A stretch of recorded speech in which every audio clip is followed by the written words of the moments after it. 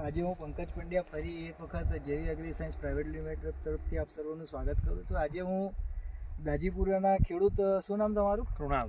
કૃણાલભાઈના ખેતરે આવી પહોંચ્યો છું અને તમાકુના ખેતરમાં ઊભા છું. તમાકુની અંદર છે ને સૌથી જટિલ સમસ્યા એટલે કૃણાલભાઈ પીલા કાઢવાના, બરાબર છે. માર્કેટની અંદર તમને ખ્યાલ હોય એમ કે ભાઈ તમાકુના તૈયાર દ્રાવણો એ મળે જ છે પીલાની દવા માટેના, પણ એના લગભગ 1200 થી 1400 રૂપિયા હોય છે. કોસ્ટિંગ બી ઊંચું જતું હોય. તો તમે આપણે જેયુ કંપનીનું પેન્ડી પીલા માટે વાપર્યું હતું, બરાબર છે.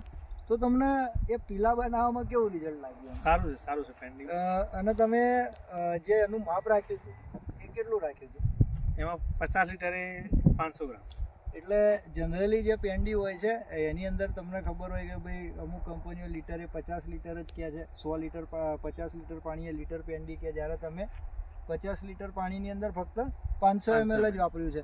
છતાંય આ તમે જો હું બતાવીશ કે ભાઈ આ પીલા છે એ બધા જ બળી ગયા છે. જો આ બાજુ પીલા મોટા છે, બરાબર, ઉગતા, તો પણ આ પીલાનો જે છે જો આ બાજુ જે નાના પીલા હતા એ પણ નાશ થઈ ગયા છે. આ તમારે દવા મૂકી કૃણાલભાઈ કેટલો ટાઈમ થયો?